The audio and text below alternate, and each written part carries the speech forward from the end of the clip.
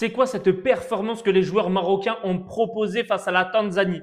Salut à tous, j'espère que vous allez bien. On se retrouve pour un nouveau débrief de cette CAN 2025. Victoire 1-0 du Maroc face à la Tanzanie pour ses huitièmes de finale. Victoire, mais par contre, il y a quand même des choses à dire dans cette équipe. Même pas mal de choses à dire, carrément. D'abord, on note bien évidemment la belle performance encore incroyable de Brahim Diaz qui a répondu présent. C'est sûrement un des seuls qui a été présent ce soir durant ce match avec également Mazraoui. Mais parlons de Brahim Diaz. D'abord, on commence par le positif. Brahim Diaz, voilà, il marque tout simplement très beau travail de sa part. Ça a été un des seuls à s'être battu pour cette équipe aujourd'hui.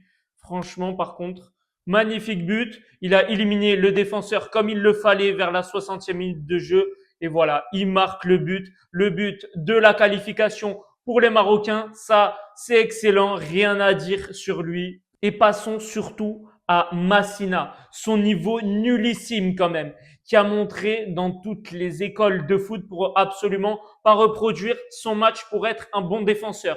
C'est vraiment le El Yamik, mais version italienne.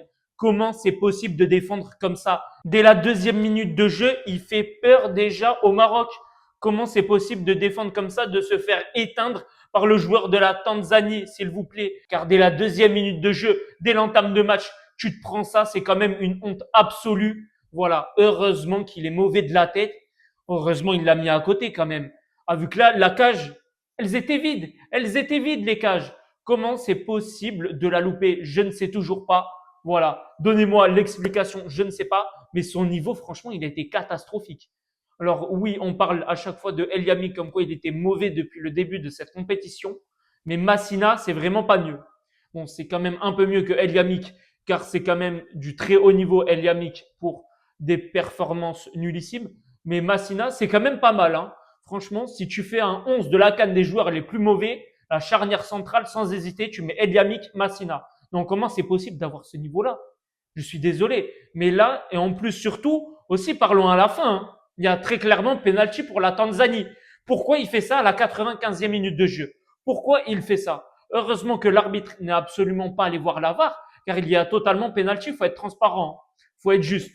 Mais là, comment c'est possible de pousser le joueur comme ça à la dernière seconde, alors que tu gagnes le match, tu as la qualification pour les quarts de finale, voilà, entre tes mains, il reste juste quelques secondes à jouer, et il n'y a absolument aucun danger en plus sur ce ballon. C'est ça le pire, c'est qu'il n'y a absolument aucun danger et il se permet voilà de pousser comme ça le joueur. En tout cas, après, bien évidemment qu'il y avait pénalty, ça c'est sûr et certain pour la Tanzanie à la 95e minute de jeu. Ils ont bien évidemment le droit de râler, les joueurs tanzaniens sur le banc, tout le staff également, voilà, ils ont également le droit de râler. C'est totalement compréhensible. Mais par contre aussi, il pouvait également avoir un penalty pour le Maroc plus tôt dans ce match, notamment sur la très mauvaise sortie du gardien tanzanien sur Ayoub El Kaabi. Je ne sais pas ce qu'il lui a pris au gardien, il est vraiment sorti, mais 10 minutes après l'action. Ce n'est pas possible. Ayoub El Kaabi qui a été sonné là, il tombe, on n'a plus entendu parler. Franchement, il pouvait également aller voir la VAR, l'arbitre. Bon, l'arbitrage était vraiment douteux, mais dans tous les côtés. Voilà, notamment vers la fin du match où normalement il devait aussi également avoir un carton rouge pour le joueur de la Tanzanie sur la faute sur Abdel Zalzouli.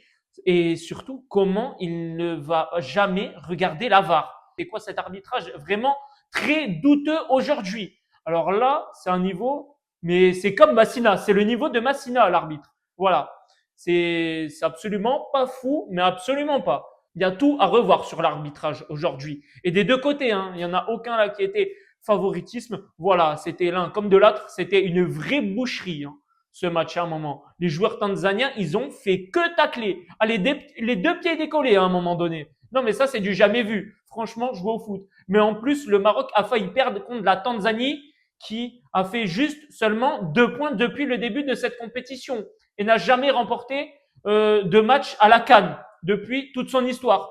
Par contre, Walid Regragui, là, il y a vraiment à faire des changements dans cette équipe. Mais en même temps, vu la composition de l'équipe, à mettre 4 défenseurs, ok, jusque-là, tout va bien, on se dit. Au milieu de terrain, il a juste mis Nel Ainaoui, c'est tout. Il a mis un milieu de terrain, voilà, il s'est pas emmerdé, bam. Mais en même temps, comment tu veux faire aussi? Après, tu mets au milieu de terrain, tu as du Brahim Diaz, Saibari, El Renous, Abdé et El Kabi. Tu as 5 offensifs. Qu'est-ce que tu fais? Mais en même temps, c'est quoi en même temps cette attaque? C'était quoi cette composition? On n'a jamais vu ça de toute l'histoire. Tu m'étonnes que ça fonctionne pas. C'est logique. C'est totalement logique que ça ne fonctionne pas. Bien évidemment, les choix ont été mais catastrophiques, hein. Ah, mais alors là, dans ce match, à part Mazraoui et Brahim Diaz qui ont joué, c'est tout. Ah non, mais c'est tout. Ah non, mais là, il n'y avait absolument pas d'autres joueurs. Et Ashraf Hakimi, par contre, performance très moyenne. Pour moi, il faut encore le laisser sur le banc. On a du Salah Redjin qui est toujours incroyable. Quand il rentre, c'est bon. Faut mettre Salah Redjin. Tu laisses Mazraoui à droite, tu mets Salah Redjin. À gauche, c'est pas grave. Ashraf Hakimi, il rentre comme il faut. À chaque bon moment, voilà, comme le dernier match, c'était parfait. Il fallait pas changer. Il fallait absolument pas changer par rapport au dernier match. Certes, là, tu n'avais pas Azedine ou Nahi. Et par contre, ça aussi, il faut en parler de cette malchance. Je ne sais pas si on peut appeler ça une malchance, mais à chaque fois, à chaque rassemblement, à chaque grande compétition, il y a un blessé lors des entraînements. Là, c'est Unari. Voilà, blessé à l'entraînement. Du coup, il ne joue pas ce match. Comment c'est possible? Ça aussi. Non, mais ok, faut mettre de l'intensité. Faut y aller à l'entraînement, mais par contre, faut doser aussi. Vu que si c'est pour après perdre les joueurs pour qu'ils ne jouent pas les matchs, ça sert totalement à rien. C'est du mauvais entraînement, mais absolument, hein. Je sais pas Walid Regragui ce qu'il fait, je sais pas ce qu'il y a dans sa tête, mais là, ça ne va absolument pas, hein. Faut absolument se réveiller, faut changer. Là, cette attitude, elle a été mais honteuse, honteuse. Ça a été pitoyable. Et si surtout, voilà, le Maroc veut gagner la CAN, mais il faut absolument changer. Walid Regragui, là, faut absolument changer. C'est plus possible. Non, mais là, faut vraiment trouver une alternative. Faut trouver du changement. Les changements tactiques, mais ils sont désastreux. Ah, désastreux. Ah, mais absolument. Pourquoi il fait rentrer Ben Seguir? Pourquoi il le fait rentrer? Depuis le début de la saison, il est mauvais avec les Leverkusen. Il a jamais fait un bon match. Et il le fait rentrer. Je sais pas, t'as du Aromache, non, dans l'équipe? Non, peut-être il joue pas, je sais pas, peut-être il n'est pas convoqué. Non, peut-être Shemseddine Talbi, peut-être, je sais pas, non, non plus. Pourtant, ils font des bons matchs avec leur club. Mais non, on préfère mettre du Ben Seguir. Ben Seguir, c'est bon, ok.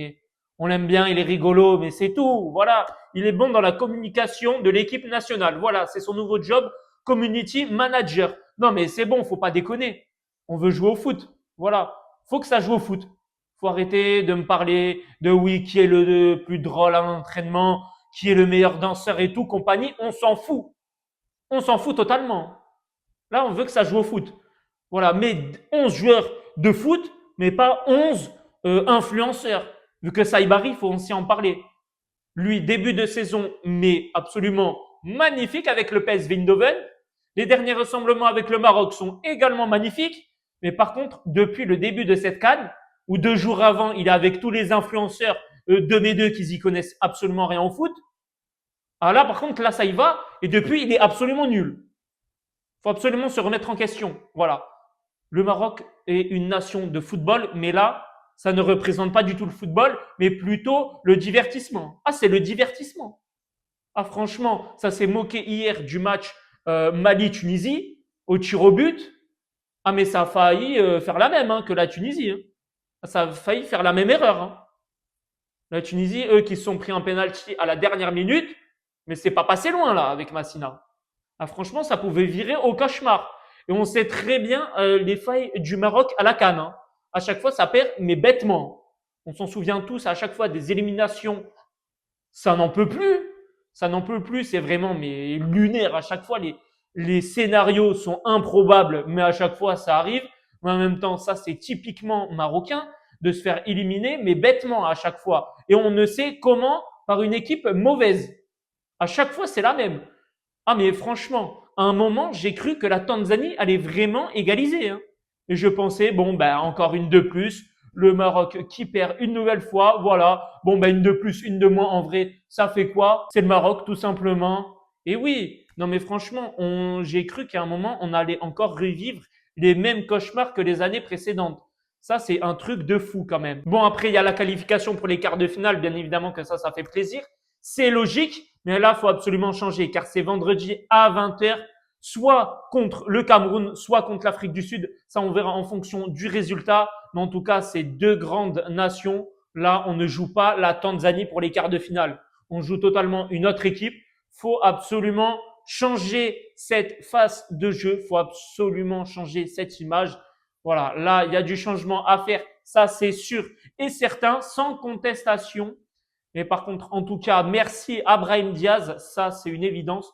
Merci d'avoir choisi le Maroc et pas l'Espagne. Merci à toi, Brahim Diaz, héros de la nation. J'aurais jamais cru dire ça, vu en même temps à chaque fois ses premières mi-temps qui sont désastreuses. Mais à chaque fois, il répond présent à la deuxième mi-temps et il me fait taire. Et ça, j'aime beaucoup. Franchement, c'est incroyable de sa part. Lui, il faut juste l'applaudir. Ayoub El Kaabi, par contre, lui, un peu en difficulté aujourd'hui, mais on ne lui en veut pas quand même. Il a pas mal sauvé deux fois le Maroc. Voilà, des tirs un peu à côté, les têtes où il pouvait quand même mieux faire, ça c'est sûr et certain. Aussi Abdel Alzouli quand même, voilà, c'est un joueur quand même toujours performant. Il a apporté offensivement, ça a été l'un des seuls avec Brahim Diaz, surtout pour créer des décalages. Par contre, Saibari, faut vraiment qu'il change absolument. Là, c'est bien beau de mettre des petits ponts face à Van Dijk, mais là, on veut des petits ponts durant cette CAN et des buts. Ça, c'est une évidence. Ça frappe Liverpool, ça frappe Naples, ça met des scores. Mais par contre, il faut que ça réponde présent maintenant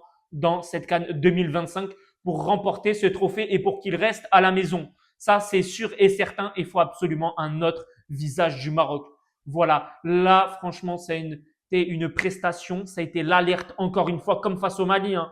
Malheureusement, ça pouvait finir pareil en match nul. Mais bon, là, c'est quand même un des huitièmes de finale. Du coup, forcément, il y a un vainqueur.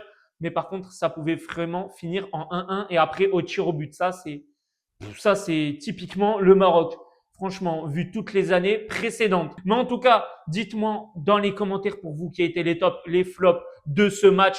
Voilà, pour vous surtout, notez-moi la prestation de l'arbitre, s'il vous plaît. Car pour moi, franchement, c'était du 50-50 niveau des deux équipes pour l'arbitre. Mais son niveau, par contre, a été nul. Voilà, le niveau de Massina, comme je l'ai dit. Et aussi, suivez-moi sur les deux réseaux sociaux, Instagram et TikTok. Lien dans la description pour suivre l'actualité de cette CAN 2025 au Maroc, qui est exceptionnelle et aussi divertissant sur tous les aspects possibles. Et sur ce, on va se retrouver vendredi pour un prochain débrief, celui des quarts de finale pour celui du Sénégal et également du Maroc. On aura deux belles affiches déjà pour les quarts de finale, deux belles équipes que je voyais déjà favorites. On va également surtout attendre l'adversaire Afrique du Sud face au Cameroun aujourd'hui pour qui c'est qui va jouer contre le Maroc vendredi à 20h dans le stade toujours le même, le stade du Prince Moulay Abdallah. Et sur ce, bonne soirée et ciao!